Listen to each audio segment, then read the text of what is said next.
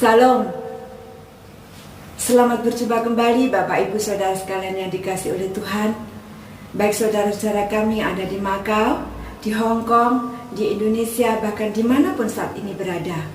Mari kita siapkan hati kita untuk kita memasuki ibadah kita hari ini. Mari kita datang di hadapan Tuhan dan kita saat duduk sebentar.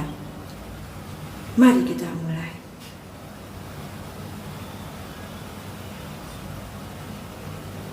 Amin. Tuhan Yesus baik. Tuhan Yesus setia.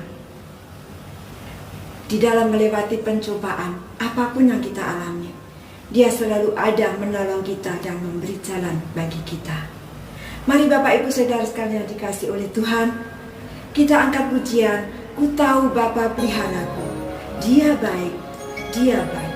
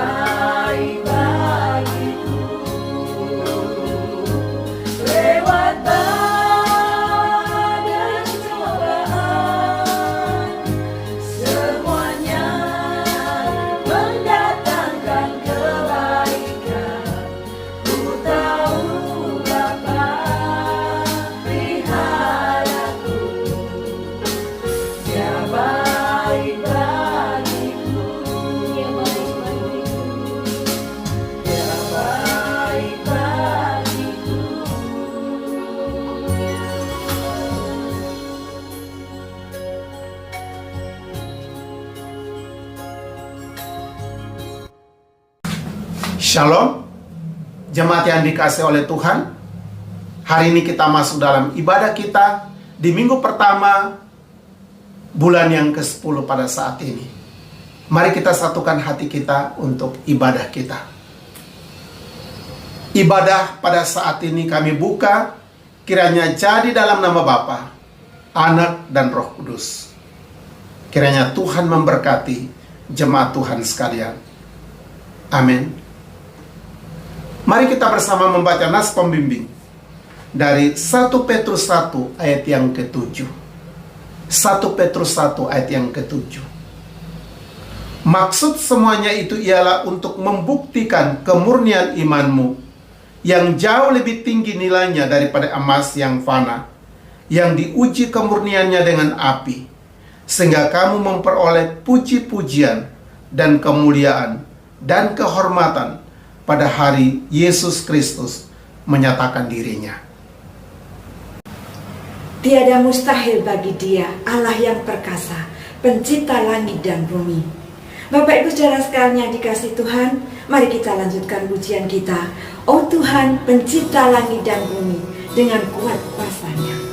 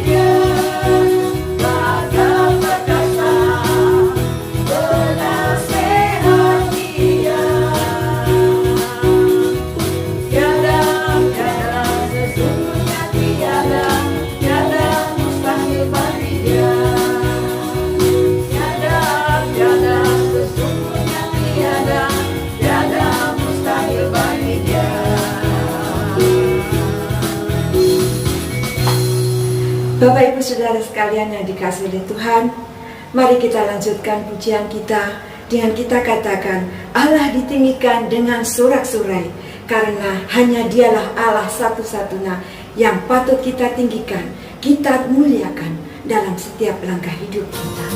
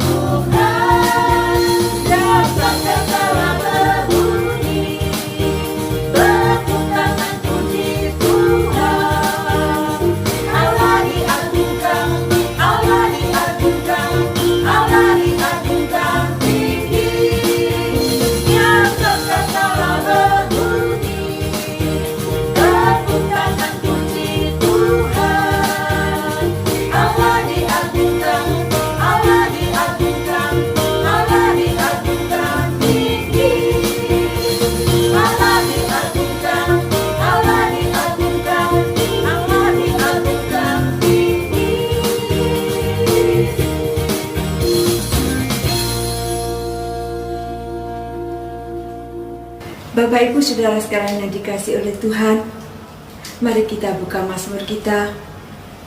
Saya ambil dari Mazmur 11 ayat 1 sampai dengan 7. Mazmur 11 ayat 1 sampai dengan 7. Tuhan tempat perlindungan, Untuk pemimpin biduan dari Daud, pada Tuhan aku berlindung. Bagaimana kamu berani berkata kepadaku, terbanglah ke gunung seperti burung? Sebab lihat orang fasik melentur busurnya. Mereka memasang anak panahnya pada tali busur untuk memanah orang yang tulus hati di tempat gelap.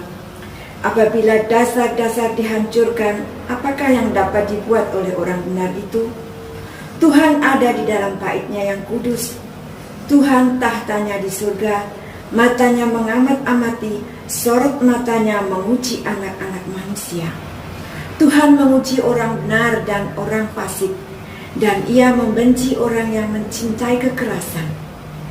Ia menghujani orang-orang fasik dengan arang berapi dan belerang, angin yang menghanguskan, itulah isi piala mereka. Sebab Tuhan adalah adil, dan Ia mengasihi keadilan.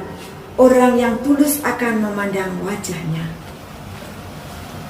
Bapak Ibu Saudara sekalian, mari kita siapkan hati kita. Kita mau datang di hadapan Tuhan. Kita menyembah Dia.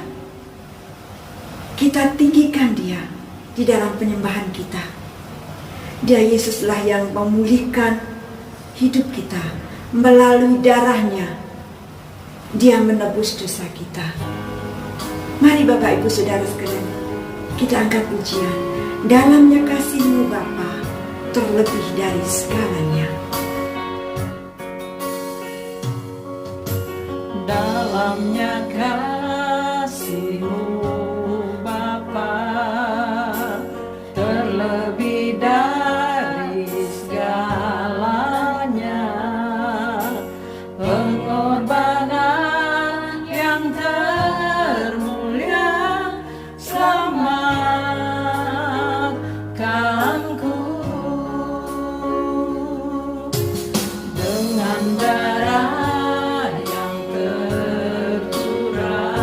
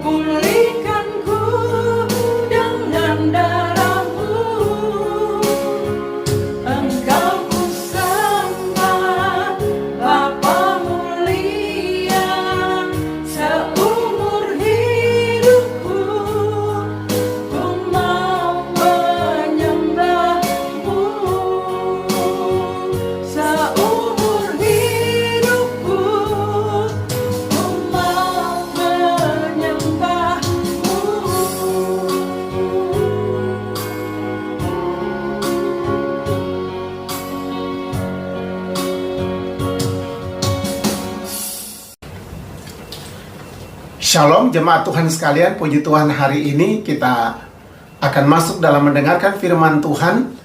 Mari kita siapkan hati kita satukan jiwa roh kita dalam doa, supaya Tuhan berbicara kepada kita melalui bagian firman Tuhan ini. Mari kita satukan hati dan kita berdoa. Bapa di dalam sorga, di dalam nama Tuhan Yesus, kami berterima kasih untuk hari ini. Kami disatukan dalam roh jiwa kami untuk bersekutu dengan Tuhan, dan kami akan mendengarkan firman-Mu. Berkati kami, berbicara kepada kami melalui bagian Alkitab yang akan kami baca dan kami akan renungkan bersama. Di dalam nama Tuhan Yesus kami berdoa dan mengucap syukur. Amin. Kita akan membaca firman Tuhan yang menjadi dasar khotbah kita pada hari ini.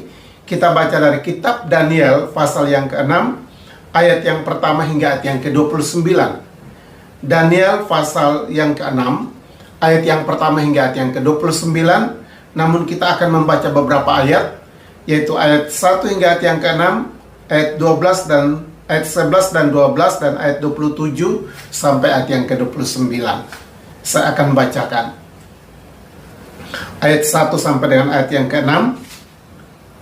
Lalu Darius, orang Media, menerima pemerintahan ketika ia berumur 62 tahun. Lalu berkenanlah Darius mengangkat 120 wakil-wakil raja atas kerajaannya. Mereka akan ditempatkan di seluruh kerajaan. Membawahi mereka diangkatnya pula 3 pejabat tinggi, dan Daniel adalah salah satu dari ketiga orang itu. Kepada merekalah para wakil-wakil raja harus memberi pertanggungan jawab supaya raja jangan dirugikan. Maka Daniel ini melebihi para pejabat tinggi dan para wakil raja itu karena ia mempunyai roh yang luar biasa, dan raja bermaksud untuk menempatkannya di atas seluruh kerajaannya. Kemudian para pejabat tinggi dan wakil raja itu mencari alasan dakwaan terhadap Daniel dalam hal pemerintahan, tetapi mereka tidak mendapat alasan apapun atau sesuatu kesalahan, sebab ia setia dan tidak ada didapati sesuatu kelalaian atau sesuatu kesalahan padanya.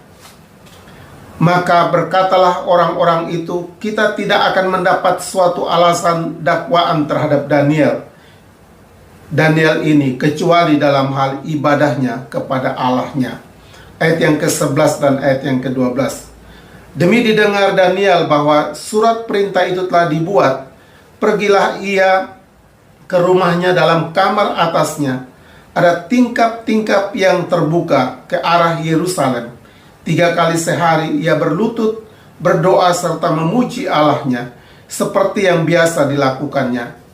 Lalu orang-orang itu bergegas-gegas masuk dan mendapati Daniel sedang berdoa dan bermohon kepada Allahnya. Ayat yang ke-27 hingga ayat yang ke-29. Bersama ini kuberikan perintah bahwa di seluruh kerajaan yang kukuasai, orang harus takut dan gentar kepada Allahnya Daniel, sebab dialah Allah yang hidup, yang kekal untuk selama-lamanya. Pemerintahannya tidak akan binasa dan kerajaannya tidak akan berakhir. Dia melepaskan dan menolong dan mengadakan tanda dan mujizat di langit dan di bumi. Dia yang telah melepaskan Daniel dari cengkaman singa. Dan Daniel ini mempunyai kedudukan tinggi pada zaman pemerintahan Darius dan pada zaman pemerintahan Koresi, Raja Persia itu. Demikian firman Tuhan untuk kita. Berbahagialah kita semua yang mendengarkan firman Tuhan dan memelihara dalam hidup kita masing-masing. Saudara sekalian, jemaat yang dikasihi Tuhan, kita akan merenungkan bagian firman Tuhan ini di bawah tema keunggulan orang percaya. Keunggulan orang percaya.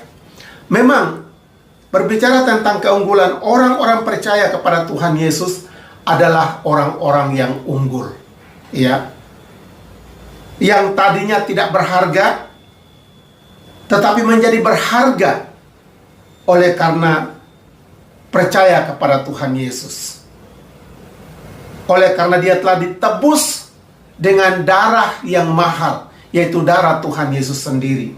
Sebagaimana dikatakan dalam 1 Petrus 1 ayat yang ke-18 dan ayat yang ke-19. Dikatakan, sebab kamu tahu bahwa kamu telah ditebus dari cara hidupmu yang sia-sia, yang kamu warisi dari nenek moyangmu itu, bukan dengan barang yang fana, bukan pula dengan perak atau emas, melainkan dengan darah yang mahal, yaitu darah Kristus, yang sama seperti darah anak domba, yang tak bernoda dan bercacat. Orang percaya walaupun mengalami banyak tantangan, ya, banyak penderitaan dan aniaya, hal ini tidak menghalangi akan keunggulan sebagai seorang yang percaya kepada Tuhan Yesus. Ya, memang ada banyak tantangan yang kita alami, tapi itu tidak menghalangi keunggulan kita sebagai orang percaya. Justru melalui tantangan dan pencobaan yang dialami, itu untuk meningkatkan kualitas keunggulan orang percaya. Ya. Hal inilah yang dialami oleh Daniel dalam pembuangan di Babel dan sebagai tawanan. Kemudian dia yang saat itu berada di bawah pemerintahan Raja Made dan Parse, yaitu Raja Darius. Sehingga kita melihat bahwa tantangan itu justru untuk meningkatkan akan kualitas keunggulan iman orang percaya atau keunggulan hidup orang percaya. Oleh karena itu dalam teks firman Tuhan ini tentu satu teks yang tidak asing untuk kita, tapi kita akan melihat dari sisi tentang keunggulan orang percaya, ya, dan hal ini ada pada seorang yang disebut Daniel di sini. Nah, kita akan melihat, kita akan belajar bagaimana keunggulan yang dimiliki. Yang pertama, yaitu kita akan melihat tentang unggul, tentang Daniel, yaitu unggul dalam percaya dan ketaatannya kepada Tuhan. Hal yang pertama ialah unggul dalam ketaatan dan percayanya kepada Tuhan. Hal itu kita lihat di dalam ayat yang keempat, ayat yang keenam, ayat yang ke-11 dan ayat yang ke-12. Kalau kita melihat tentang keunggulan untuk ayat yang keempat dikatakan, maka Daniel itu melebihi para pejabat tinggi dan para wakil raja itu, karena ia mempunyai roh yang luar biasa, dan raja bermaksud untuk menempatkannya atas seluruh kerajaannya. Ayat yang ke-6, kalau kita melihat di sini, maka berkatalah orang-orang itu, kita tidak akan mendapat suatu alasan dakwaan terhadap Daniel ini, kecuali dalam hal ibadahnya kepada Allahnya. Ayat yang ke-11 dan 12, demi didengar Daniel bahwa surat perintah itu telah dibuat, pergilah ia ke rumahnya dalam kamar atasnya, dan di tingkap-tingkap yang terbuka ke arah Yerusalem, 3 kali sehari ia berlutut berdoa serta memuji Allahnya, seperti yang biasa dilakukannya, dan seterusnya. Kalau kita memperhatikan di dalam ayat-ayat ini, dalam hal keunggulan dalam ketaatan dan kepercayaan Daniel, kita melihat yang pertama ialah bahwa dalam tantangan ia tidak takut terhadap ancaman, sebaliknya ia beribadah kepada Tuhan. Ya, pada waktu para musuh, yaitu mereka-mereka yang boleh dikatakan menjadi saingan politik atau saingan dalam kedudukan, saingan dalam jabatan, berusaha untuk menjatuhkan akan Daniel. Dan dikatakan bahwa mereka tidak mendapatkan satu kesalahan pun dalam jabatan atau dalam kepemerintahannya. Malah justru mereka mencari kesalahan dalam ibadahnya. Dan ibadah ini pun dia lakukan karena memang dia seorang yang percaya kepada Tuhan. Sehingga apa yang dia lakukan menjadi menjadi satu bagian hidupnya yang tidak terpisahkan sebagai seorang yang percaya, sebagai seorang yang mengakui bahwa ada Allah yang hidup. Sehingga kita melihat di sini bahwa dia tetap di dalam ibadahnya. Apakah itu ada tantangan atau tidak ada tantangan, tetap dia ada dalam ibadahnya, ya. Sehingga dikatakan dalam hal berikut, kita lihat bahwa dia dikatakan 3 kali sehari ia berlutut, berdoa serta memuji Allah sebagaimana yang biasa dilakukannya. Kembali dalam ayat yang ke-11 dikatakan di situ. Hal ini berbicara tentang ketaatan dan kedisiplinan pribadi dalam ibadahnya kepada Tuhan. Jadi hal di sini bukan ibadah rame-rame, ya, seperti mungkin yang kita biasa ikuti di gereja atau di persekutuan seperti itu. Bukan. Ini berbicara tentang ibadah pribadi, ya. Karena memang pada waktu mereka dalam pembuangan tentu tidak ada bait Allah di sana, sehingga mereka tidak akan berkumpul rame-rame sebagaimana yang terjadi di Yerusalem, ya. Mereka akan secara pribadi untuk beribadah sebagaimana iman yang dimiliki, dan itu yang dilakukan oleh Daniel. Jadi walaupun secara pribadi di tengah tantangan, dikatakan di sini dia tetap melakukan ibadahnya. Dan pada waktu dia melakukan ibadah yang dikatakan 3 kali sehari, dia berlutut, dia berdoa, dan dia memuji Allahnya. Itu dia lakukan di saat dia tahu ada tantangan. Di saat dia tahu bahwa ada ancaman, bahwa orang yang dalam 30 hari tidak meminta, mohon kepada raja, maka akan dibuang ke dalam gua singa. Dan dia tahu itu. Sehingga kita melihat bagaimana dia melakukan akan ibadahnya ini. Jadi kalau kita memperhatikan bahwa tantangan ataupun tidak ada tantangan, ia tetap dalam ibadahnya. Jadi kita melihat sikap Daniel di sini. Entah ada tantangan atau tidak ada tantangan, ia tetap dalam ibadah pribadinya kepada Tuhan. Ketaatan kepada Tuhan tidak bergantung pada keadaan situasi. Saudara, di saat kita menjadi orang yang taat kepada Tuhan, jangan bergantung kepada situasi. Maksudnya begini, seringkali ada orang yang kalau keadaannya aman-aman, dia kembali mundur, atau dia semangat rohaninya kendor, ya. Tapi di saat ada tantangan baru dia memiliki semangat yang teguh, semangat yang kuat. Bahkan juga ada sebaliknya. Ada yang kalau keadaannya baik-baik baru dia datang rajin beribadah. Tapi kalau dia di saat keadaannya susah, dia justru tidak setia, ya, karena dia merasa persoalan dia begitu berat. Tapi bagi Daniel itu tidak. Keadaan ada tantangan atau tidak ada tantangan, dikatakan di sini tetap ia setia, karena ada kalimat yang terakhir dikatakan yang biasa dilakukannya. Hal ini menunjukkan bahwa dia tetap di dalam keadaan sebagai seorang yang taat dalam Tuhan, dan ini yang kita lihat keunggulan Daniel di sini, ya. Senang atau susah, ia tetap beribadah dan menjaga hubungan pribadi dengan Tuhan. Di dalam kelimpahan atau di dalam kekurangan, ia tetap dalam hati beribadah kepada Tuhan.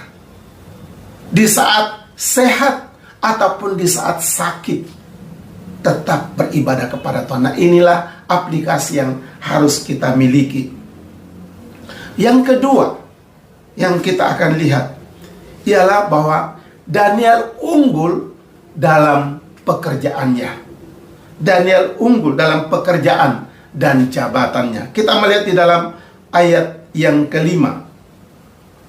Kemudian para pejabat tinggi dan wakil raja itu mencari alasan dakwaan terhadap Daniel dalam hal pemerintahan. Tetapi mereka tidak mendapat alasan apapun atau sesuatu kesalahan, sebab ia setia dan tidak ada didapati sesuatu kesalahan atau sesuatu tidak mendapat sesuatu kelalaian atau sesuatu kesalahan padanya. Saudara, yang mencari kesalahan ini para musuh. Para musuh biasanya hal yang tidak salah pun dijadikan salah.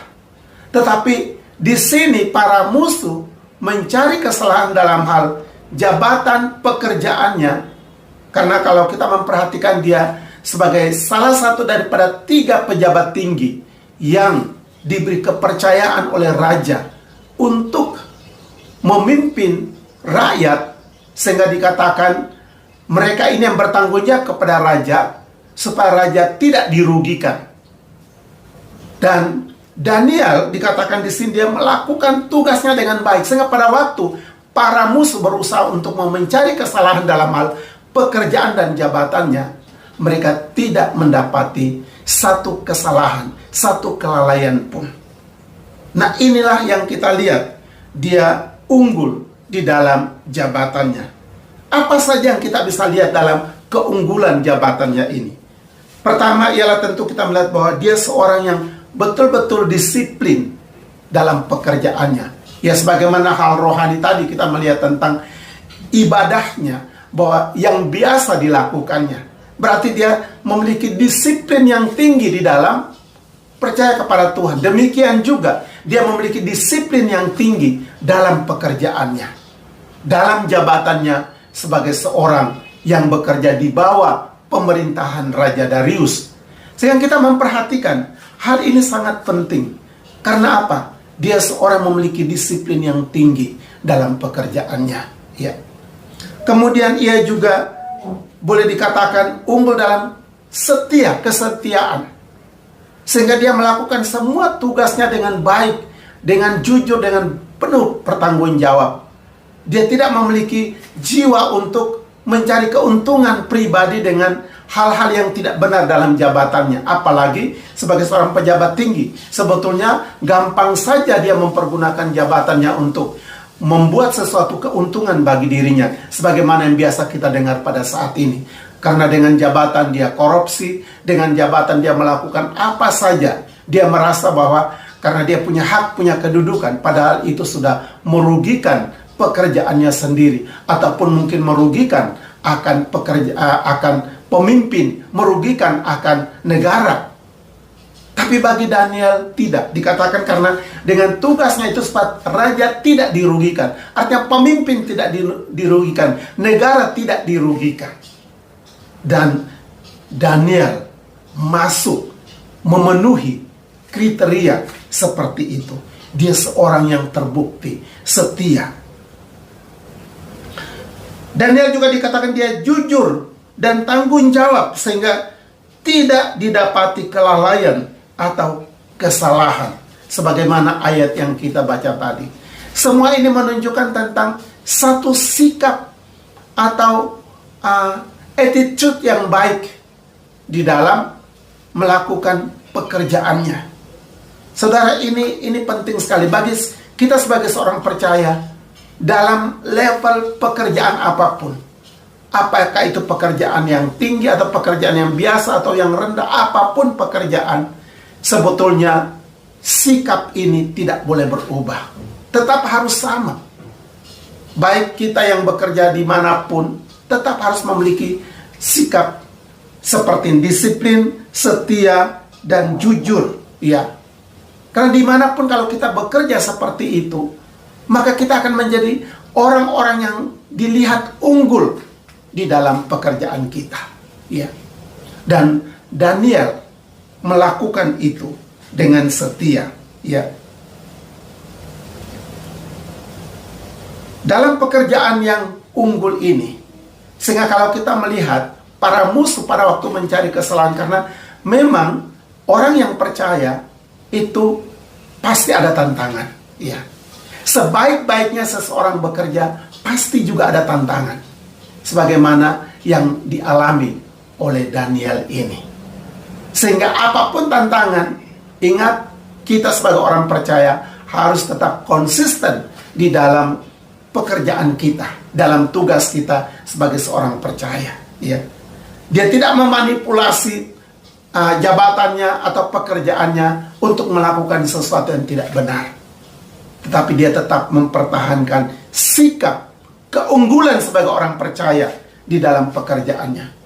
Saudara, setiap kita yang mendengar saat ini, dimanapun kita berada, dimanapun kita bekerja, dalam profesi apapun, saudara jangan lupa bahwa kita adalah orang-orang yang unggul karena kita percaya kepada Tuhan, yang harus memiliki cara kerja sebagai orang benar yang akhirnya dilihat sebagai kebenaran bahwa kita orang-orang yang percaya.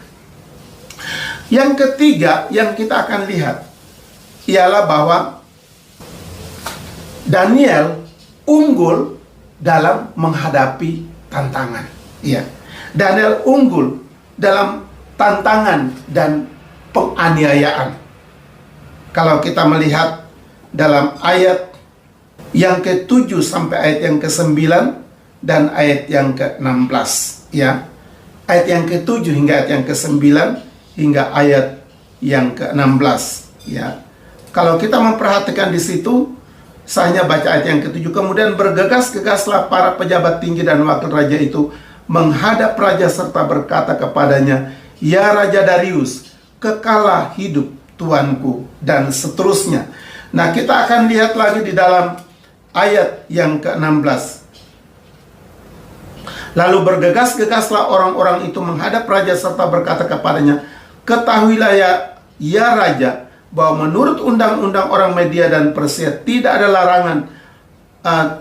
larangan atau penetapan yang dikeluarkan raja yang dapat diubah," dan seterusnya. Kalau kita memperhatikan, nah di sini kita melihat tentang tantangan yang dialami oleh Daniel. Orang-orang ini, musuh ini, mereka walaupun tidak mendapati sesuatu yang salah pada Daniel, tetapi mereka tetap memiliki niat yang jahat untuk mau menjatuhkan Daniel. Sehingga dikatakan di dalam ayat yang ke-7 hingga ayat yang ke-9, itu mereka datang kepada Raja Darius dan berusaha supaya mempengaruhi Darius untuk membuat satu surat peraturan atau surat perintah supaya dalam 30 hari tidak boleh ada seorang pun dari rakyat di Media dan Persia ini untuk meminta sesuatu permohonan kepada yang lain kecuali kepada raja. Ya, kalau kita memperhatikan, sebenarnya raja saat itu pun tidak tahu apa-apa dan dia juga tidak menyelidiki apa tujuan daripada orang-orang ini untuk mengajukan satu peraturan yang merupakan usulan dari mereka supaya raja melakukan itu. Dan dikatakan raja sama sekali tidak membuat penyelidikan. Padahal inilah orang-orang jahat itu untuk berusaha mau menjatuhkan akan Daniel yang merupakan orang kepercayaan Raja Darius. Karena dikatakan dia melebihi daripada semua yang lain, kan dia memiliki roh yang luar biasa. Sehingga raja sudah mengangkat dia. Tapi kita melihat bagaimana niat orang-orang jahat ini. Itulah dikatakan mereka mempengaruhi. Dan ini yang saya renungkan, bahwa itulah kalau orang-orang tidak mengenal Tuhan, memang boleh dikatakan karena memang mereka buta, lalu gampang dibutakan oleh orang yang lain, ya. Sehingga kita melihat raja, ia ajak, dan raja mengeluarkan perintah bahwa dalam 30 hari tidak boleh untuk meminta sesuatu permohonan kepada yang lain kecuali kepada raja. Dan raja mungkin berpikir supaya penghormatan terhadap dia ditingkatkan kalau orang masyarakatnya tidak meminta kepada yang lain, hanya kepada dia. Dia merasa harkatnya dinaikkan, ditinggikan karena semua harus bergantung kepada dia. Padahal raja tidak tahu bahwa inilah niat orang-orang jahat untuk mau menjatuhkan Daniel. Sehingga dikatakan mereka bergegas-gegas. Saya melihat kata bergegas-gegas ini. Memang orang-orang jahat ingin melakukan sesuatu yang jahat itu begitu semangat. Kata bergegas di sini artinya mereka begitu semangat, mereka begitu cepat berusaha supaya bagaimana keinginan mereka supaya orang lain dijatuhkan itu, mereka begitu bersemangat untuk melakukan. Jadi kata bergegas di sini menunjukkan tentang semangatnya orang-orang jahat ini untuk mau membinasakan atau menghancurkan orang lain. Niatnya orang-orang jahat ini untuk membinasakan dengan begitu bersemangat. Dan kita pun mungkin melihat saat ini bagaimana orang-orang jahat yang ingin mau menghancurkan orang lain begitu bersemangat dengan berbagai cara, berbagai kelicikan supaya untuk mau menjatuhkan orang lain. Ya, kita bisa baca situasi dunia saat ini, bahkan di lingkungan kita saat ini. Kita dapat menemukan orang-orang jahat itu bagaimana berusaha dengan gigihnya untuk mau menjatuhkan orang lain. Dan ini terbukti, sudah dikatakan di dalam Alkitab, bagaimana musuh-musuh ini mereka begitu bergegas-gegas, ya. Pertama bergegas untuk mempengaruhi akan Raja Darius supaya memenuhi keinginan mereka, dan itu terbukti dan itu terjadi. Sesudah raja mengeluarkan perintah itu, lalu mereka sekarang mengintai Daniel. Sehingga dikatakan sesudah itu mereka mengintai Daniel. Ternyata Daniel berdoa kepada Tuhan 3 kali sehari sebagaimana yang biasa dilakukan. Setelah mereka melihat itu, mereka bergegas lagi karena mereka menganggap bahwa mereka sudah punya pegangan, mereka sudah ada bukti untuk mereka akan menjatuhkan, sehingga bergegas lagi kepada Raja Darius untuk mengatakan ulang dengan mengatakan bahwa bukankah sudah dikeluarkan perintah bahwa dalam 30 hari itu raja sudah mengeluarkan perintah dan perintah itu tidak boleh diubah. Lalu raja mengakui betul itu perintah tidak boleh diubah. Lalu mereka bilang, tetapi Daniel, dia berdoa dalam 30 hari, dia bukan meminta kepada raja, dia berdoa kepada Allahnya. Nah, di sini baru Raja Darius menyadari. Dan kalau kita memperhatikan, inilah situasi yang dialami, tantangan yang dialami, yaitu musuh itu. Kita melihat bahwa sebagaimana dalam Kejadian 20 ayat yang Kejadian 50 ayat yang ke-20, juga di situ dikatakan tentang perkataan Yusuf kepada saudara-saudaranya, ya. Pada waktu dia sudah berada di Mesir karena dia dijual. Dia berada di Mesir. Saudara-saudaranya tidak mengetahui lagi. Mereka menganggap bahwa Yusuf telah menjadi budak dan mungkin sekarang hidupnya menderita atau jadi bagaimana, mereka tidak tahu. Dan pada waktu mereka mendengar, pada waktu Yakub mendengar ada kelimpahan makanan di Mesir, sedangkan mereka di tanah Kanaan mengalami kelaparan, lalu mereka datang mau membeli makanan di Mesir. Pada waktu mereka datang, mereka sudah tidak mengenal lagi saudara mereka, Yusuf. Karena apa?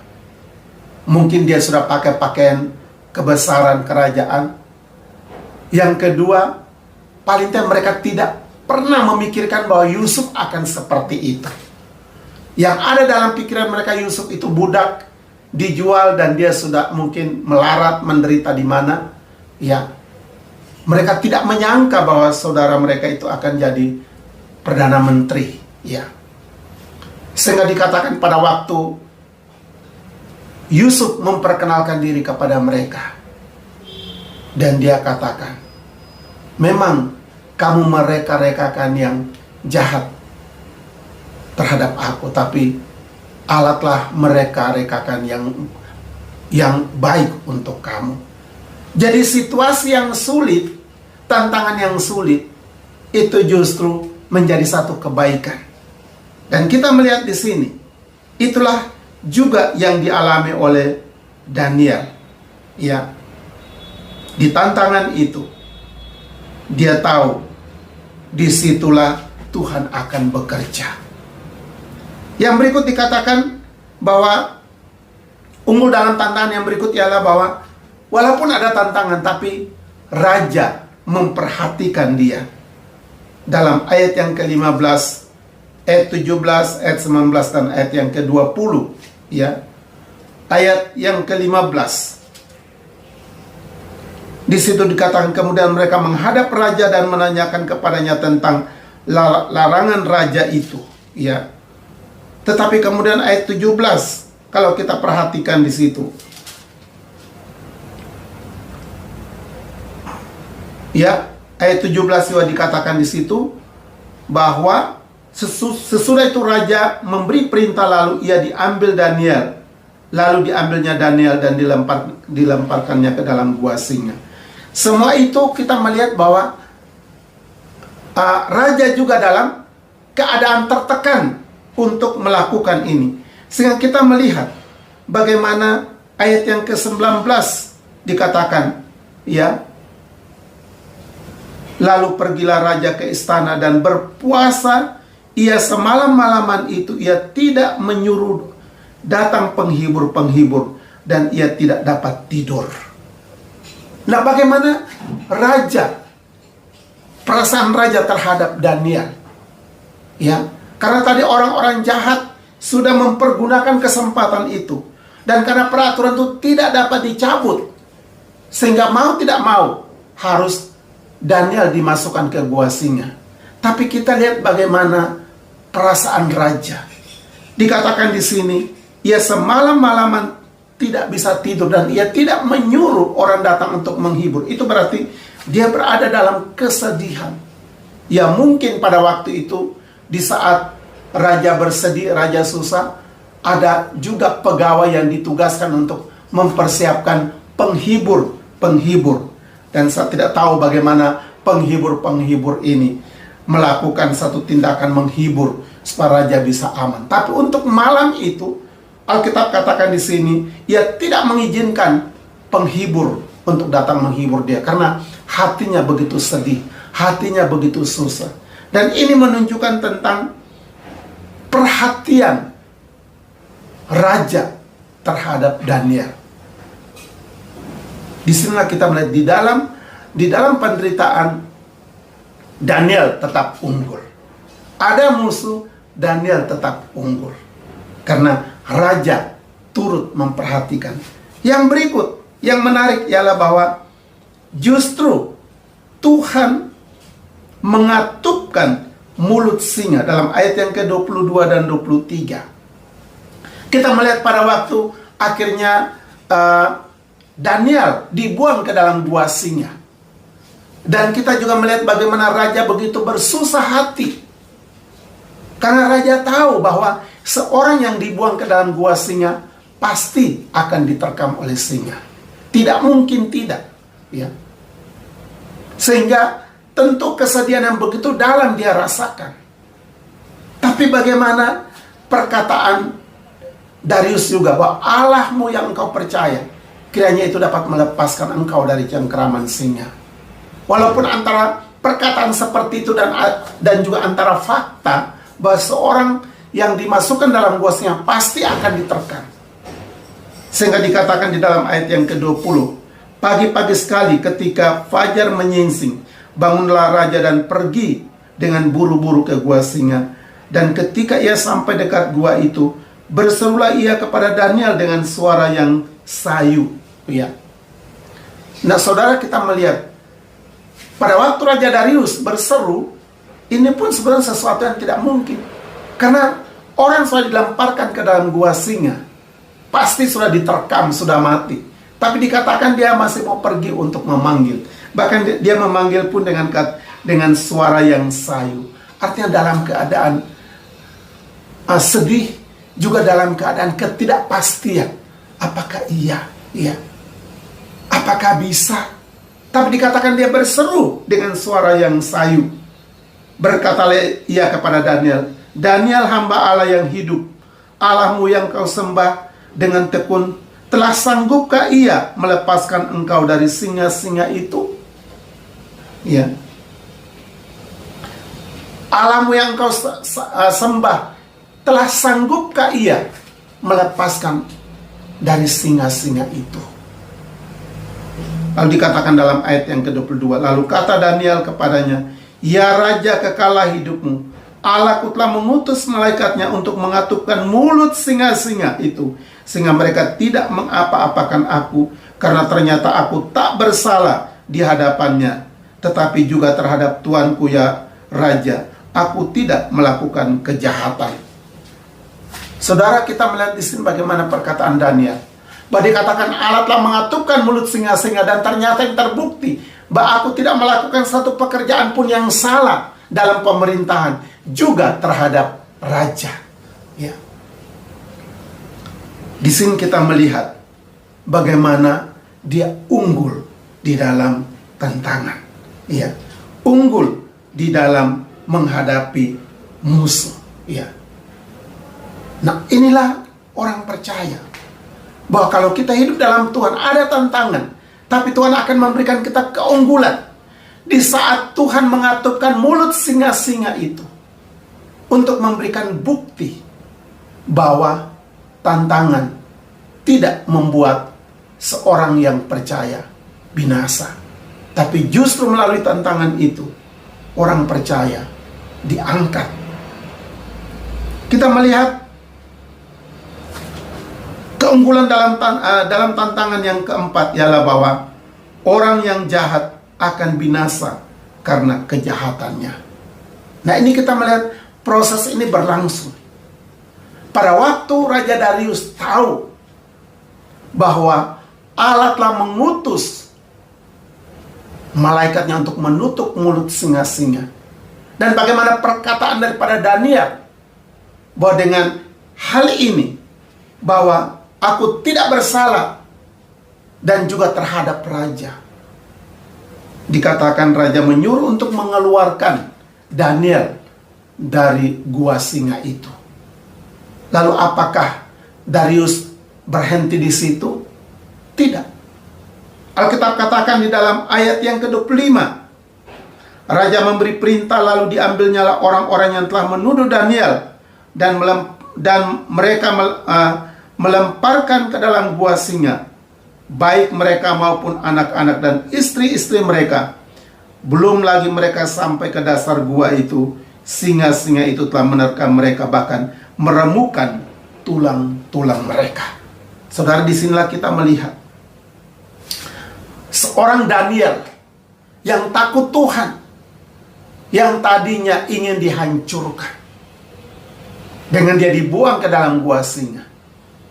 Tapi bagaimana Daniel adalah satu pribadi yang unggul dalam menghadapi tantangan apapun, sehingga dikatakan di sini musuh yang ingin membinasakan dia, yang tadi kita sudah lihat, untuk melakukan kejahatan mereka begitu tergesa-gesa, mereka begitu terburu-buru untuk pergi melaporkan kepada Darius supaya ingin menjatuhkan akan Daniel. Justru sebaliknya sekarang dikatakan mereka lah yang dilemparkan ke dalam gua singa, baik mereka dan anak-anak dan istri-istri mereka. Alkitab tidak sebutkan berapa jumlah di sini, tetapi ini satu jumlah yang besar, ya, yang dibuang ke gua singa. Di sini kita melihat bahwa orang yang berbuat jahat, ya, dia pasti akan menerima akibat, ya. Asal kita hidup dalam Tuhan.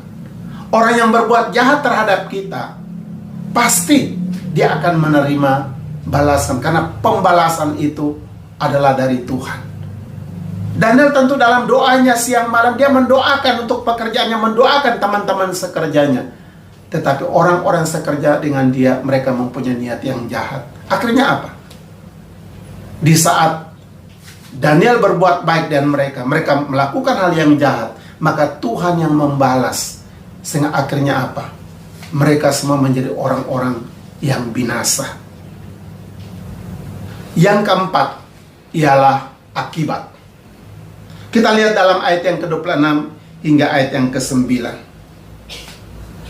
Mengenai akibat di sini kita akan melihat, yang pertama ialah bahwa ada usaha orang-orang media supaya untuk menghormati Raja Darius, ya, dengan membuat surat peraturan itu. Tetapi justru sebaliknya di sini Raja Darius mengalihkan rasa hormat itu dan rasa takut dan gentar itu kepada Allahnya Daniel. Ya, karena kita lihat di dalam ayat yang ke-27, di situ dikatakan, bersama ini kuberikan perintah bahwa di seluruh kerajaan yang kukuasai orang harus takut dan gentar kepada Allahnya Daniel, sebab dialah Allah yang hidup, yang kekal untuk selama-lamanya. Pemerintahannya tidak akan binasa dan kekuasaannya tidak akan berakhir. Ya. Jadi sini kita melihat bagaimana peraturan atau perintah Raja Darius ini. Yang tadinya orang-orang media untuk berusaha supaya dia yang dihormati, tapi justru sekarang dia katakan, bukan aku, tapi sekarang semua orang di dalam kerajaanku harus takut dan gentar, harus hormat kepada Allahnya Daniel. Karena dialah Allah yang berkuasa dan kekuasaannya tidak berakhir. Ya. Mengapa? Karena melihat keunggulan iman daripada Daniel. Akibat yang kedua yang kita lihat ialah bahwa Daniel diangkat lagi dalam kedudukan yang tinggi pada zaman Darius dan Kores.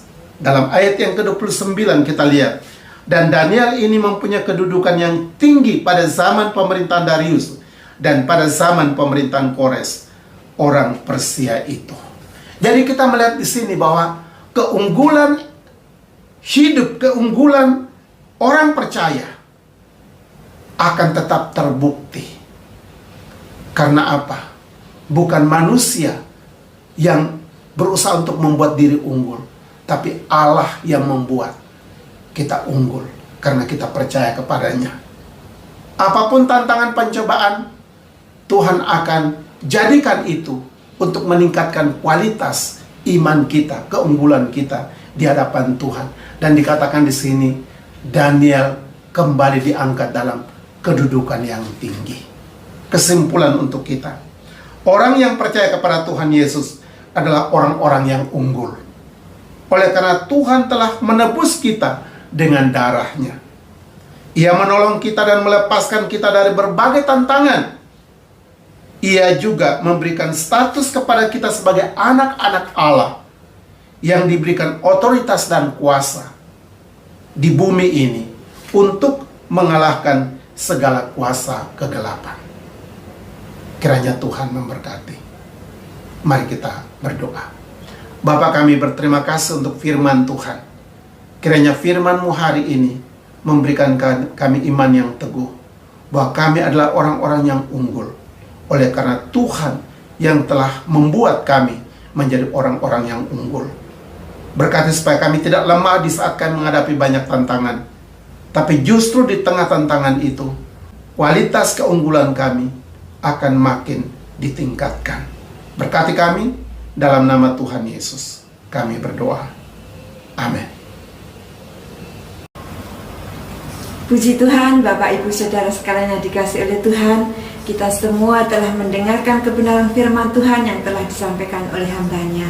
Dan biarlah kebenaran firman Tuhan yang boleh kita dengar menjadikan pedoman hidup bagi kita untuk menjalani hari-hari kita yang akan kita lalui.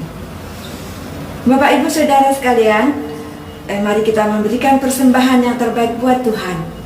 Baik itu persembahan persepuluhan, persembahan diakonia, dan persembahan yang lain. Dan mari kita iringi dengan pujian, Aba, ku panggil Engkau Bapa, nama terindah di dalam hidupku. Dan biarlah pujian ini sekaligus menutup ibadah kita. Tuhan Yesus memberkati.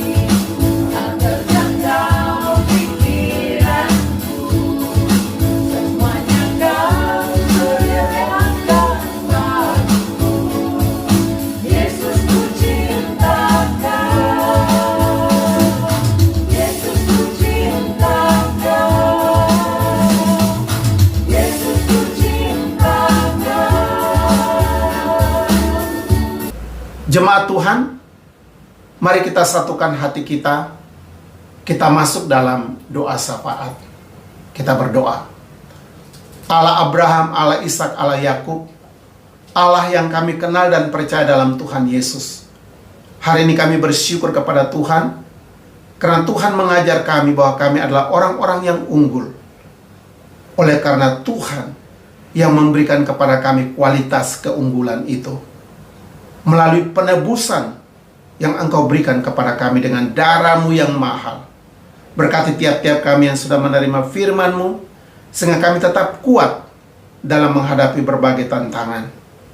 Saat ini Tuhan, kami ingin berdoa, khususnya untuk hamba-Mu Ibu Hedi Tangkere di Kyrgyzstan. Kami doakan Tuhan berkati pelayanan hamba-Mu. Tuhan urapi, Tuhan berkati. Khususnya dalam memasuki musim dingin ini, supaya hamba-Mu dikuatkan dan ditolong oleh Tuhan. Berkati semua kebutuhan pelayanan hamba-Mu, para sponsor, para pendukung misi. Kami doakan Tuhan memberkati mereka. Kami juga doakan untuk Provinsi Kalimantan Selatan, supaya Tuhan memberkati wilayah ini Tuhan. Kami doakan supaya Tuhan memberkati, Tuhan menolong pemerintah daerah, orang percaya yang ada di sana. Kami doakan supaya Tuhan berkati gereja Tuhan yang bertumbuh di sana, supaya kiranya lebih banyak orang boleh datang mengenal dan percaya kepada Yesus. Saat ini kami berdoa untuk pekerjaan Tuhan melalui pelayanan gereja kami tiap-tiap hari, tiap-tiap minggu, tiap-tiap bulan. Kami doakan supaya Tuhan memberkati. Khususnya juga untuk usaha mencapai jiwa-jiwa baru. Kami doakan Tuhan berkati, sehingga lebih banyak jiwa yang boleh dicapai dibawa kepada Tuhan. Kami doakan saat ini untuk bangsa Indonesia, negara kami, supaya Tuhan berkati pemerintah dari pusat sampai daerah-daerah, khususnya dalam menghadapi akan menyebarnya virus corona ini. Kami bersyukur untuk banyak kemajuan yang sudah dicapai dengan penurunan jumlah yang terpapar dan situasi semakin kondusif. Kami doakan supaya Tuhan berkati. Kiranya Tuhan memberikan kedisiplinan bagi masyarakat sehingga mereka tidak menjadi penyebab untuk semakin berkembangnya virus ini Tuhan. Kami doakan untuk usaha pemerintah baik dalam vaksinasi dan juga untuk berbagai persiapan obat-obat yang dipersiapkan, juga tenaga medis yang berjuang di tiap-tiap rumah sakit untuk bagaimana menghadapi virus ini, supaya Tuhan juga memberkati. Dampak daripada semua penyakit ini dengan keadaan ekonomi, kami doakan supaya Tuhan sumber segala berkat yang dapat menolong dan mencukupi masyarakat yang mengalami kekurangan. Kami doakan untuk gereja Tuhan yang ada di Indonesia, yang juga berdoa siang malam, hamba-hamba Tuhan. Kami doakan supaya Tuhan berkati mereka dalam mendoakan bangsa ini, supaya terjadi pemulihan. Orang-orang percaya yang di dalam tahanan, dalam penjara, hamba Muhammad Kace, kami juga doakan supaya Tuhan berkati, urapi dia, jamah dia, bungkus, tutup dia dengan kuasa darah-Mu. Kesehatan Tuhan berikan. Kami doakan supaya Tuhan berkati orang-orang merencanakan jahat, yang berniat jahat. Hari ini kami dengar firman Tuhan bahwa orang-orang berbuat jahat akan Tuhan berurusan dengan mereka. Ampuni mereka Bapa, ampuni mereka, supaya mereka satu saat dapat mengenal dan percaya kepada Tuhan Yesus sebagai Tuhan dan Juru Selamat pribadi. Kami doakan juga untuk Hong Kong saat ini. Terima kasih Tuhan, Engkau berkati penginjilan di wilayah ini, juga untuk di negara Tiongkok. Kami juga doakan pemerintah negara ini, supaya pemerintah negara ini juga diberkati oleh Tuhan. Terima kasih orang-orang percaya yang jumlahnya besar ada di daratan Cina. Kami doakan supaya Tuhan juga berkati mereka, iman mereka, ketaatan, kesetiaan mereka, tetap Tuhan berkati. Kiranya di setiap tantangan mereka tetap menjadi orang-orang yang unggul sebagaimana firman Tuhan hari ini. Kami doakan pelayanan gereja kami khususnya untuk ulang tahun yang ke-17 pada tanggal ulang tahun yang ke-13 pada tanggal 17 yang akan datang. Kami doakan supaya Tuhan memberkati acara yang kami akan adakan secara sederhana, supaya kiranya hanya Tuhan yang ditinggikan dan dimuliakan. Berkati semua kebutuhan pelayanan kami sepanjang bulan yang baru ini. Tuhan berkati. Pemeliharaan Tuhan tetap ada pada kami, sebagaimana pada bulan yang lalu Tuhan sudah memberkati. Terima kasih Bapa. Kami doakan juga untuk Israel, umat pilihan Tuhan. Engkau berkati bangsa ini, karena Tuhan yang sudah memilih, Tuhan yang sudah memberkati, tetap dalam berkat kasih setia dan anugerah-Mu Bapa. Kami doakan untuk PI di antara orang-orang Israel, supaya lebih banyak orang Israel boleh mengenal dan percaya kepada Tuhan Yesus. Terima kasih Bapa, terima kasih. Kami juga doakan untuk kebutuhan pelayanan kami tiap bulan, supaya Tuhan berkati dan Tuhan cukupkan. Juga kami doakan untuk pelayanan di Hong Kong dan di Macau. Jemaat yang ada di sana dengan semua pergumulan, kami serahkan dalam tangan Tuhan. Berkati juga untuk persembahan yang kami sudah berikan kepada Tuhan. Engkau berkati, jadikan persembahan-persembahan ini menjadi korban yang terbakar seluruhnya bagi kemuliaan Tuhan. Terima kasih Bapa, inilah doa kami. Dalam nama Tuhan kami Yesus Kristus yang sudah mengajar kami berdoa. Bapa kami yang di sorga, dikuduskanlah namamu. Datanglah kerajaanmu. Jadilah kehendak-Mu di bumi seperti di surga. Berikanlah kami pada hari ini makanan kami yang secukupnya. Dan ampunilah kami akan segala kesalahan kami, seperti kami juga tahu mengampuni orang yang bersalah kepada kami. Dan janganlah Tuhan membawa kami ke dalam pencobaan, tapi lepaskanlah kami daripada yang jahat. Karena Bapa yang punya kerajaan, dan kuasa, dan kemuliaan sampai selama-lamanya. Amin. Jemaat Tuhan, kita sudah sampai pada akhir ibadah kita. Mari kita pulang dalam damai sejahtera Tuhan. Arahkanlah hatimu kepada Tuhan dan terimalah berkat-Nya. Tuhan memberkati engkau dan melindungi engkau. Tuhan menyinari engkau dengan wajah-Nya dan memberi engkau kasih karunia. Tuhan menghadapkan wajah-Nya kepadamu dan memberi engkau damai sejahtera dalam hidupmu mulai hari ini sampai Tuhan Yesus datang kembali. Amin. Amin. Amin. Amin.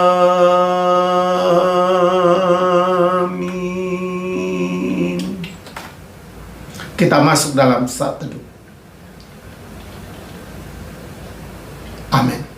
Jemaat Tuhan sekalian, akhirnya atas nama GMKIH kami mengucapkan selamat hari Minggu dan Tuhan memberkati kita semua. Dan kita akan bertemu pada minggu yang akan datang. Kiranya Tuhan berkati. Shalom.